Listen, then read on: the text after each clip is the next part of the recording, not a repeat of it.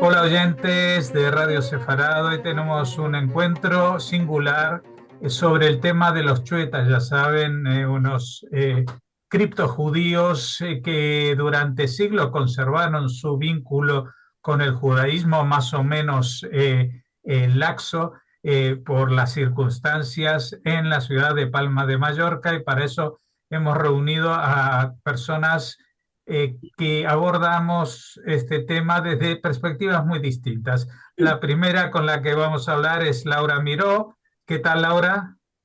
Hola, buenas. Un placer estar aquí y poder acompañaros y hablar un poco sobre este tema. Bueno, Laura, tú tienes la perspectiva más histórica, eres justamente de ascendencia chueta, aunque no eres judía o no has pasado por un proceso de conversión o vuelta al judaísmo, como se quiera señalar desde el punto de vista religioso, pero sí que has abordado mucho este tema desde el punto de vista histórico, ¿verdad?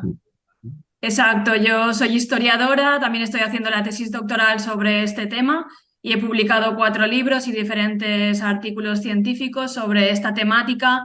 Obviamente el interés también es eso, ¿no? Un poco la motivación familiar de ver cómo mi familia ha vivido un poco como con un trauma o cierto tabú el tema de ser chueta, pero sí, mi perspectiva sería esa, evidentemente académica, ¿no?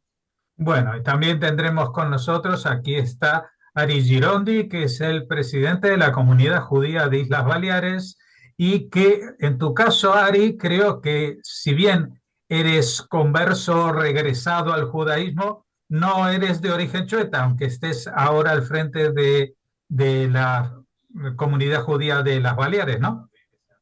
No soy chueta, aunque creo que me nombrarán chueta de honor, pero bueno, eso será más adelante. No, en principio no, pero esta cuestión la tratamos en la junta directiva de la comunidad desde prácticamente la llegada del nuevo equipo, en la que estaba Miguel Segura y también estaba Pinjas Ben Abraham, que son dos chuetas. Es decir, la junta directiva ya en aquel momento, el 50% eran chuetas.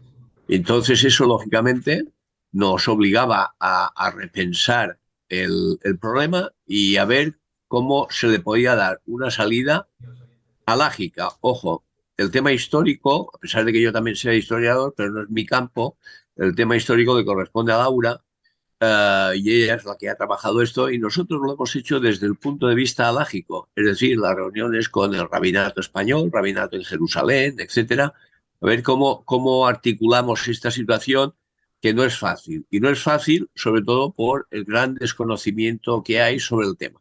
Por tanto, a la labor de personas como Miguel Segura al principio y ahora sobre todo Laura, es dar a conocer de dónde sale esta cuestión, qué significa, qué implicaciones tiene para cada uno de ellos y dentro del judaísmo qué se hace. Por tanto, damos a conocer una cuestión que sinceramente, te digo yo en las reuniones que tengo en la Federación Española de Comunidades Judías, no saben de lo que estamos hablando. Bueno, ¿Vale? volveremos a entrar en estos temas, pero quiero presentar al tercer contertulio, que es Joan Nadal, que es una persona que ha estado durante mucho tiempo en el cuerpo diplomático, que también es de la isla, y que nos va a dar esa perspectiva, digamos, externa, ¿no? Es decir, cómo la sociedad no judía ha visto y ha evolucionado en la visión que tenían de los chuetas, de los criptojudíos en Palma de Mallorca. ¿Qué tal, Joan? Hola, ¿qué tal? Buenas tardes. Sí, bueno, efectivamente, bueno, he comentado en muchas ocasiones con amigos de fuera de Mallorca y siempre les ha sorprendido, ¿no? Han escuchado todo con mucha curiosidad porque es un caso muy particular, ¿no? ¿Verdad? El caso de los chuetas en Mallorca. Y bueno, será un placer un poco compartir mis experiencias de juventud, de infancia, donde, bueno, efectivamente, como ha comentado Laura, pues será un tema tabú. Yo el primer libro que leo es ya creo que en los 90 o en 2000 de Miquel Segura, ¿no? Quiero decir, es un tema como muy doméstico y muy, pero era fuerte de todas maneras, ¿no? Sí que había algún tipo de discriminación en el sentido de eh, mobbing ligero, light, un poco todo, ¿no? Pero bueno, sí que era un poco un estigma, esa es la verdad. En los 70 y 80 es el periodo poco que yo recuerdo, es cuando vivía aquí. Y bueno, ya tenemos ocasión de hablar un poco más de detalle. Sí que aclarar un poco lo de, soy actualmente funcionario europeo, no soy del cuerpo diplomático español, soy funcionario europeo. Sí. Perdón por vale muy bien esta aclaración. Y vamos a entrar un poquito con la perspectiva histórica que nos va a brindar Laura, porque este es un tema que, bueno, la mayoría de la gente sí conoce, y especialmente dentro del mundo judío, lo que supuso la expulsión, el edicto de expulsión en 1492, e incluso hay mucha gente que conoce que en los decenios o incluso algún siglo posterior a la expulsión, hubo juicios de la Inquisición para aquellos que seguían practicando en secreto el judaísmo, ¿no? Pero el fenómeno chueta es un fenómeno particular porque aparte se da no solamente esa perseverancia en el, digamos, de lazos con el judaísmo, sino también el conformar una sociedad dentro de la propia isla, dentro de la propia ciudad de Palma, incluso dentro de un propio gremio, de una calle específica, ¿no? ¿Qué nos puedes contar, Laura, un poquito, así en resumen?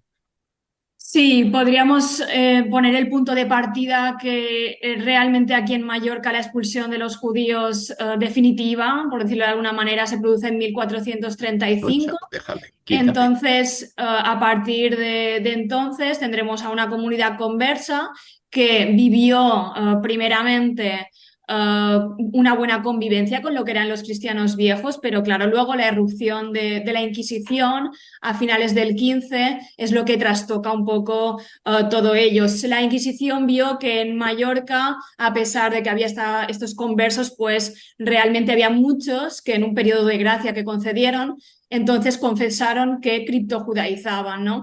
En ese sentido, entonces la persecución de la Inquisición se dirigió hacia ellos y la fecha, podríamos decir, más sangrienta fue la de 1691, donde se producen unos autos de fe donde se asesina a 37 chuetas, incluso 3 de ellos quemados vivos por ser pertinaces. Y la cosa no queda ahí, esa violencia no queda allí, sino que hay un interés a partir de 1691 para perpetuar ese estigma. ¿Cómo lo van a hacer? A partir de dos mecanismos. Sobre todo partirá de la Iglesia y también de los sectores más privilegiados. Primero se creó una obra que es La Fe Triunfante, donde se narran esos autos de fe y se dan a conocer también las personas mediante los apellidos que se ven vinculadas a unas raíces judías conversas, entonces como si fueran el mal, ¿no? Y además también se instalaron unos sanbenitos en el convento de Santo Domingo de Palma y allí la gente pues iba relacionando también esos apellidos con las familias provenientes de estos judíos conversos. Entonces hay que pensar que tanto esa obra de la fe triunfante que os comentaba, que se reproduce por primera vez en 1691, pero después tiene diferentes reediciones durante la contemporaneidad. La última, digamos, con esa intención, es incluso de los años 40 del siglo XX, ¿no? Y además, lo de los sanbenitos en el convento de San Domingo se quedaron hasta 1820. Entonces, son hechos que hacen y explican que el tema chueta nos haya llegado hasta hoy en día. Ari Girondi, tú estás, como comentábamos antes, al frente de esta comunidad judía. Tú conoces de cerca este fenómeno que, como señalabas antes, no pasa dentro de tu propia familia, pero sí que lo vives en directo. Y me comentabas antes el desconocimiento que hay sobre esto, no solamente en el resto de España, entre los historiadores, sino dentro de las propias comunidades judías, e incluso aquí también destacabas tú, dentro de las comunidades judías de España, que eso ya es clama al cielo, ¿no? De alguna manera. ¿Cómo es que esto se desconoció durante tanto tiempo? Bueno, yo conocí el tema en el año 73 cuando vine a vivir a Mallorca, que me pareció una cosa realmente inconcebible que esto fuera así. Se me explicó, bueno, yo tenía 17 años, ¿no? Se me explicó de una forma, bueno, muy poco rigurosa, llena de mitología, de toda una serie de historias. Pero luego, con el tiempo, te dabas cuenta de que efectivamente eso era algo más que un simple cuentito para explicarlo a los niños. Ya, ¿no? Eso era serio porque eh, que afectaba la vida general de los chuetas. Estoy hablando del año 73 y eso pervivía perfectamente, no había ningún problema. Yo me puse a trabajar, mi primer empleo en Mallorca fue en un mayorista de joyas y había una administrativa que se pasaba el día llorando. Y yo no sabía muy bien por qué era aquello. Y entonces los operarios me explicaron que ella tenía un novio que era chueta y en su casa no lo querían. Tenía que dejarlo. Entonces, claro, esta situación a mí me parecía realmente absurda. Puedes dejar a alguien por lo que tú quieras, pero no porque sea chueta o tenga unos orígenes del siglo XV. Es decir, eso me parecía una cosa absurda. Pues bueno, eso ha sido así. Ha ido bajando, desde luego que ha ido bajando, pero todavía quedan retazos y tal. ¿Por qué eso no se da? ¿Por qué no se conoce en general? Bueno, no se conoce porque es un tema muy local, es un tema que se ha tratado solamente en Mallorca por autores mallorquines. El más importante, el que creó realmente una gran polémica, fue don Miguel Forteza cuando él hizo su libro de los descendientes mallorquines de los judíos de aquí. Y bueno, aquello creó un aldabonazo, pero se intentó tapar rápidamente. Es decir, es un tema que no se debía hablar. Empezando por los mismos chuetas, que no querían revivir otra vez la historia de la discriminación que se había estado viviendo durante los últimos 2 siglos. Por tanto, el primer interesado en no darlo a conocer era la masa en general. Luego había personas como Cortés o luego Miguel Segura, etcétera, que empezaron a abrir un camino difícil, difícil, porque se encontraban con una respuesta no demasiado positiva del mismo colectivo chueta, que lo único que quería era pasar página y no enredarse con historias del pasado que no llevaban a ninguna parte. Pero bueno, el querer ocultar una cosa no quiere decir que esa cosa no exista. Y por tanto eso siguió su fermento y hemos llegado a tener un alcalde de Palma, que era Aguiló, el primer alcalde democrático de Palma, que tuvo pintadas, tuvo absolutamente de todo, llamándolo chueta, llamándolo judío, llamándole al Ayuntamiento de Palma la sinagoga de Mallorca, en fin, toda una serie de lo que es el antisemitismo más burdo, pero que efectivamente tiene pervivencia. Y luego ya entramos ahora en otra cuestión, la cuestión del reconocimiento alágico del chueta, pero eso es una cuestión que ahora vendría, en todo caso, vendría después. Pero ese desconocimiento ha sido fruto, pues eso. Ahora Miguel ha presentado sus libros en todas partes, Laura también está sacando los suyos y esperamos que haya, pues bueno, una revisión más profunda de todo el tema y darlo ya a conocer. Teníamos previsto, no sé cómo lo haremos, pero teníamos previsto ir a Madrid, al Centro Sefarad, a hacer 3 conferencias para hablar del tema en Madrid. Y la federación estaría pendiente, estaría detrás para dar a conocer esa historia que, por increíble que parezca, pues en el exterior no se sabe. De hecho, han venido rabinos de Israel a Mallorca a ver de qué se trataba eso, qué era esa historia. Sí, sí, y aparte recuerdo una película que han hecho el año pasado, creo, sobre este tema y justamente la han llevado a festivales de cine en Estados Unidos y se han quedado con la boca abierta porque se supone que Sí, allí, con una comunidad judía tan potente, pues conocen muchos vericuetos de la historia, pero este no. este no, Y justamente este no. mucha gente de Estados Unidos ha veraneado en Palma de Mallorca sin saber siquiera que existía esto, Porque ¿no? eso es un tema propiamente de mallorquines, no de nadie más. O sea, aquí no entra nadie más que no sea de mallorquín. Naturalmente, no todos, ni muchísimo menos, pero es un tema muy local. Y por Ujú. tanto, has de estar muy dentro de un ambiente mallorquín, con amigos, etcétera, etcétera, para que te hablen del tema. Porque ya digo, es un tema del que no se habla. Y el documental es el de Chuetas, que hizo Dani Rothstein hace un par de años, que es miembro también de la comunidad nuestra, y que da también una visión de lo que es. Pero yo hablando con Laura más de una vez, lo he dicho, es que realmente lo importante ya es empezar a hablar del chuetismo desde una perspectiva científica. Ir a buscar toda la documentación, todos los hechos y tal, que nos puedan dar una visión histórica, no tanto la visión personal o la historia oral, etcétera, que realmente es muy importante porque nos marca un camino, pero ahora hemos de ir a buscar otro para que tenga ese reconocimiento, como realmente un estudio que no implica la subjetividad del comentario de cualquier persona, sino ya el rigor histórico, rigor científico, a pesar de que digo, el tema científico hablando de historia a veces me rechina, pero bueno, bien, ya está, sí. Bueno, vosotros dos que habéis hablado ahora, Laura y tú, habéis Sí, dicho que teníais ese background de historia sí, y tú mencionabas también estos, lo que podríamos llamar silencios atronadores, porque sí, durante muchos siglos, pero lo que llama más la atención no es lo que pasó en el siglo XVII o en el XVIII, sino lo que en el siglo XX, o sea, cuando todavía nosotros, o por lo menos algunos de los que estamos aquí, estábamos en activo, como tú cuando estabas allí en Mallorca, pues ¿eh? lo viviste y creo que es una comparación que espero que no despierte suspicacias porque no tiene nada que ver, pero sí que el silencio llama mucho que ver con comparación, por ejemplo, con la gente que salió del Holocausto y durante muchos decenios, pues no hablaron del tema.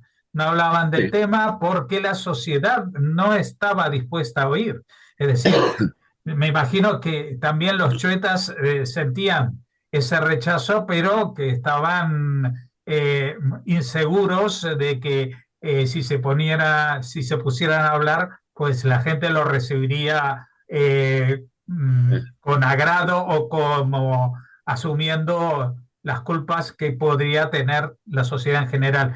Pero vamos a seguir hablando de esto y vamos a hablar ahora con Joan Nadal, que nos va a dar esa perspectiva de alguien que estaba fuera de este círculo, pero compartiendo sitio, geografía y espacio con los chuetas y que va descubriendo, Joan, este mundo, ¿no? ¿Cómo fue ese acercamiento? Sí, efectivamente. Bueno, en primer lugar, concuerdo totalmente con lo que se ha dicho hasta ahora, ¿no? Era un tema tabú del que no se hablaba, no había ninguna información, no públicamente, desde luego. Era un tema confinado a familia, amigos, compañeros de colegio, vecinos, una cosa muy doméstica, ¿no? Entonces yo recuerdo un par de situaciones muy concretas. Tengo 55, entonces tendría 7 años, estamos hablando del año 75, por ahí, 74. Poco más adelante recuerdo haber hecho una excursión de esos viajes organizados que se hacían en autocar, ¿no? Que ibas a Italia, así un grupo de gente, ¿no? Y yo, pues eso, tendría 6, 7 años y hablaba con unas señoras del mismo viaje, el nuevo grupo obviamente de Mallorca. Y entonces de repente había otra gente que me decía, pero no hables con ellas, ¿qué estás haciendo hablando con ellas? Y yo era como, pero ¿qué pasa? Y era, no, no, es que son chuetas, ¿no lo ves? Y digo, pues, no sé, no me parecía como una cosa grave, digamos, o sea, no entendía, ¿no? Y luego, o sea, de pequeño se te va metiendo, ¿no?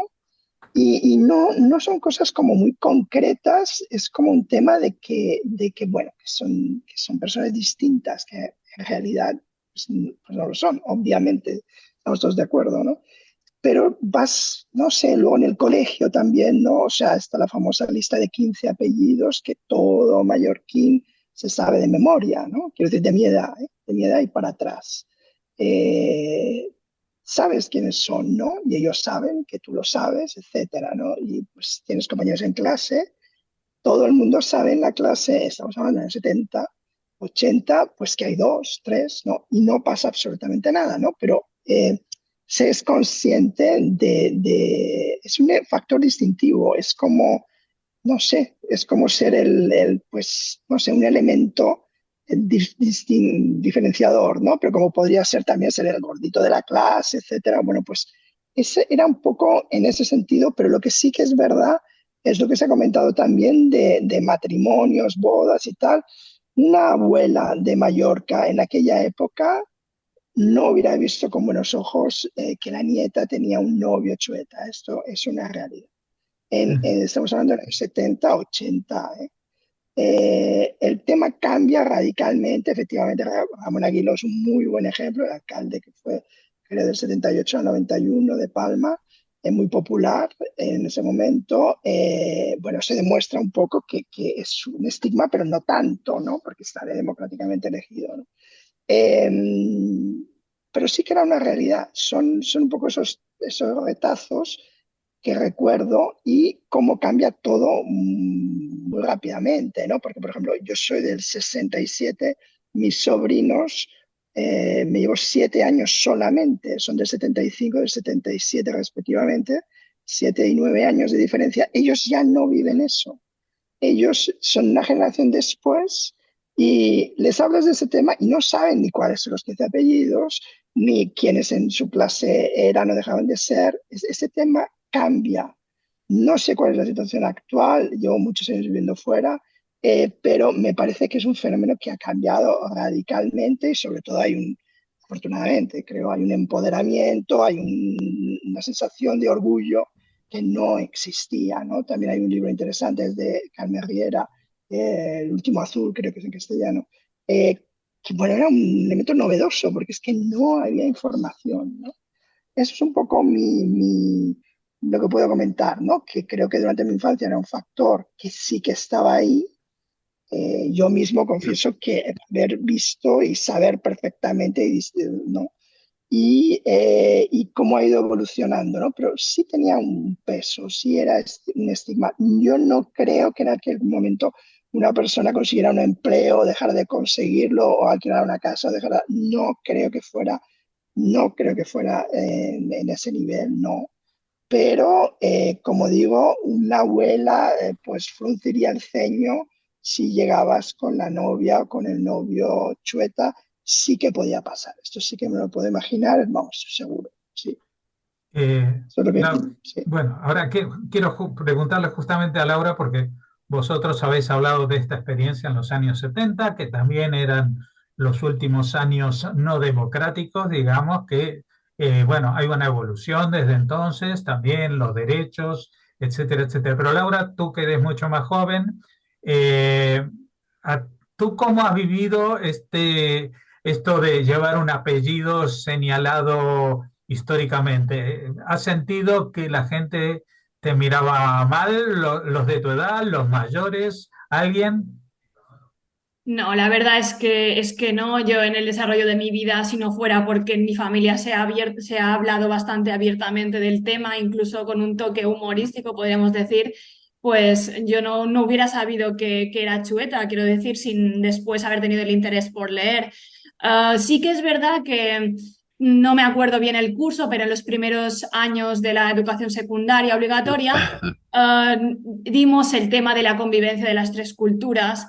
Y en el libro de texto únicamente salía un apartado muy pequeño sobre la cuestión chueta y ponía los 15 apellidos. Entonces alguien de la clase dijo, mira, ella y no sé quién más, que teníamos un apellido dentro de esa serie de 15, ¿no?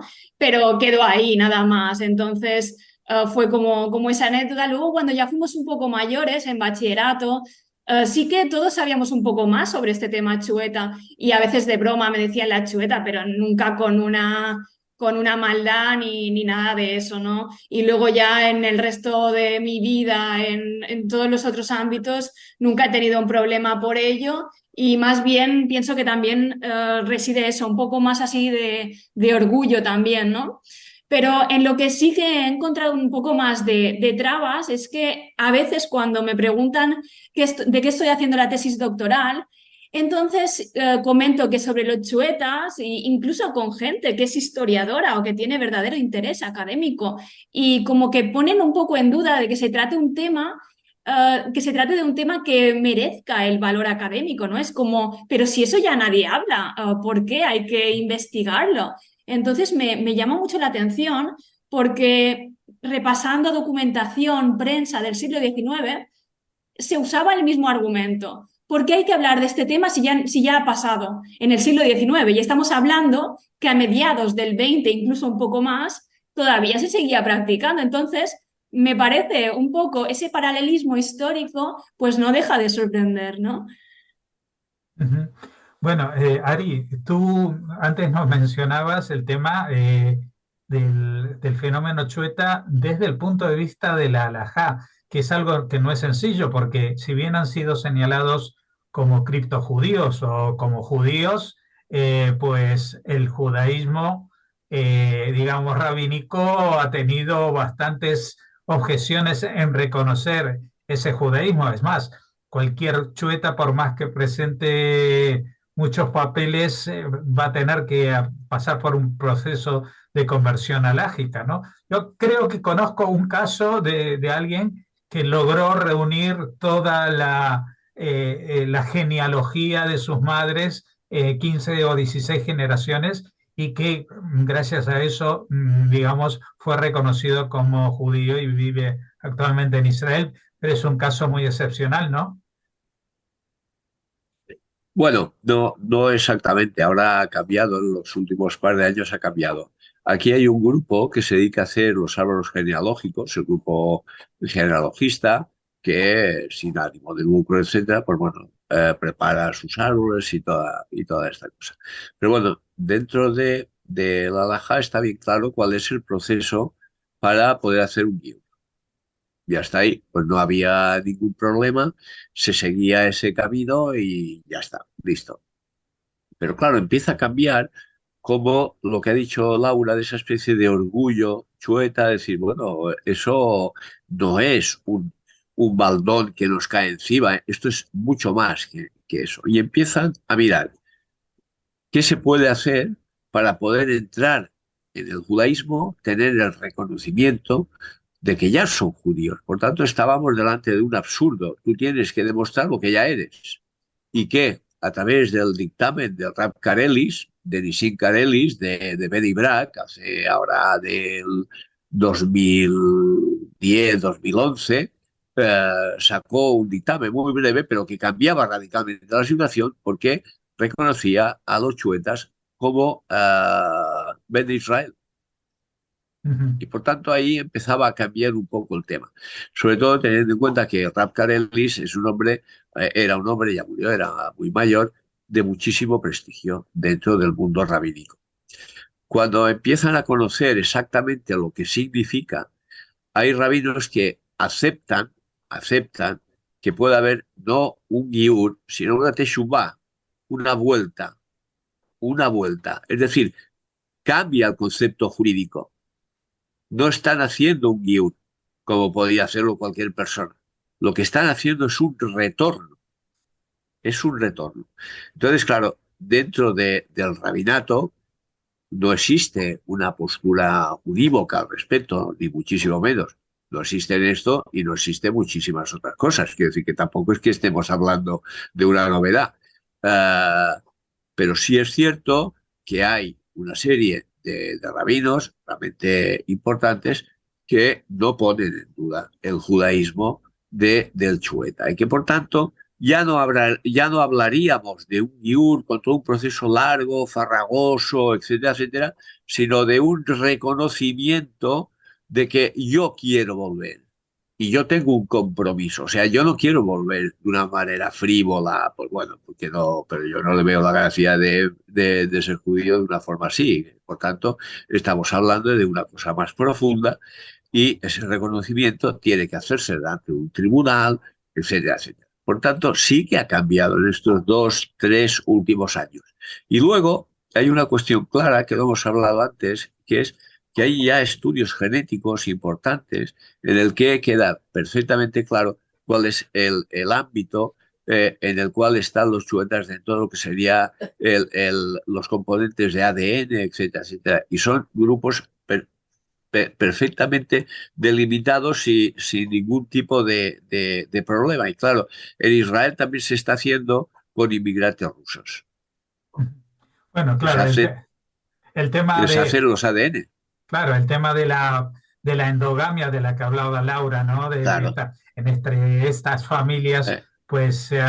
se ha propiciado y esto ha mantenido, digamos, muy entre comillas, Grupos muy cerrados, claro, grupos muy cerrados que a día de hoy muestran una singularidad clarísima de su origen. Bueno, no sé si ha quedado algo que me queráis comentar cualquiera de los tres. Si queréis, también podríamos comentar esta iniciativa que ha pasado por el Parlamento en los últimos días, que parece que va a dar un nuevo impulso a ese reconocimiento de la sociedad mallorquina, ¿no? Hacia el fenómeno Chueta. ¿Alguien Sí, quiere...? sí, Sí. por mi parte, si quieres, sí, el día 12 finalmente se aprobó este proyecto no de ley presentado por el Partido Popular de reconocimiento, ¿no? de la realidad de los chuetas, y pienso que uno de los factores más positivos dentro de esta iniciativa, que finalmente se aprobó por unanimidad, bueno, también de que hubiera este quórum es positivo, y también que dentro de esta proposición se quiere impulsar que haya más estudios sobre este tema, entonces apostando, supongo, por más rigor y para llevarlo a un cariz más científico. Y creo que también es muy importante, así como hemos hablado de que hoy en día el panorama es un poco de olvido, que hay la proposición para que se incorpore en los currículums escolares, y eso de un paso para que las nuevas generaciones pues no desconozcan este tema, sino que aprendan sobre esta historia que siempre es importante, ¿no? Ujú. ¿Alguien más quiere decir Sí, algo?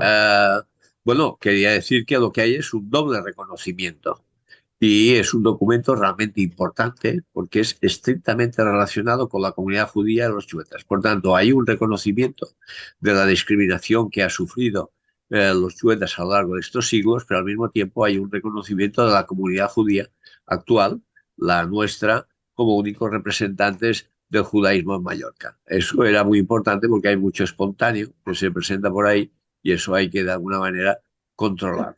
Por tanto, ese doble reconocimiento y sobre todo, como dice Laura, hay un apartado muy importante de que no es solamente una medida declarativa, sino que además entra dentro de todas las posibilidades de estudio, de formación. De hecho, nosotros tenemos ya un miembro de la Junta Directiva, Mariano Greenberg, que ha estado este verano en Jerusalén, en Yad Vashem, aprendiendo la exposición del holocausto a los niños, es decir, las técnicas para podernos explicar. Y estamos pendientes de tener una reunión con el conseller de Cultura, de Educación y Cultura, para ver cómo lo hacemos para introducir el estudio de la Shoah, por un lado, y el estudio de la Inquisición y de los chuetas por otro, dentro del proyecto curricular. Eso ya ha pasado en Andalucía, ya lo han hecho en Andalucía. Y ahora nos toca a nosotros.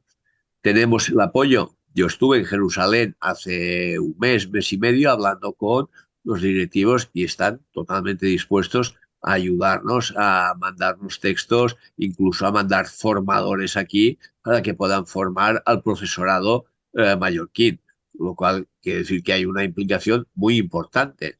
Eh, el camino que se abre con eso es una cosa absolutamente impensable hace 2 días, ¿eh? O sea, no es que estemos hablando de que, bueno, hemos mejorado un poco, no, no, hemos mejorado de una forma absolutamente radical.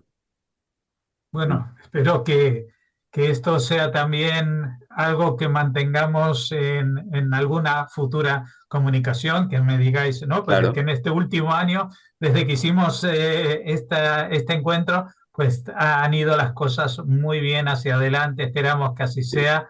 Agradecemos, Joan Nadal, muchas gracias, Ari Girondi y Laura Miró por habernos atendido. Y ilustrado, porque este es un fenómeno que, como bien señalabais, no solamente es desconocido para el mundo entero, para el mundo judío, para el mundo judío español, sino para todos, ¿no? Y desde aquí, desde Radio Sefarat, siempre hemos querido poner un poco el acento en este tema, porque aparte es algo muy específico de esta comunidad. Las comunidades judías de España tienen algo que no tiene casi ninguna otra comunidad, tiene esa perspectiva histórica interrumpida supuestamente durante 500 años, pero que ahora vemos que en ese espacio vacío pasaban muchas cosas que ahora van a aflorar. Muchas gracias por habernos atendido. Gracias. Gracias. Gracias. Gracias.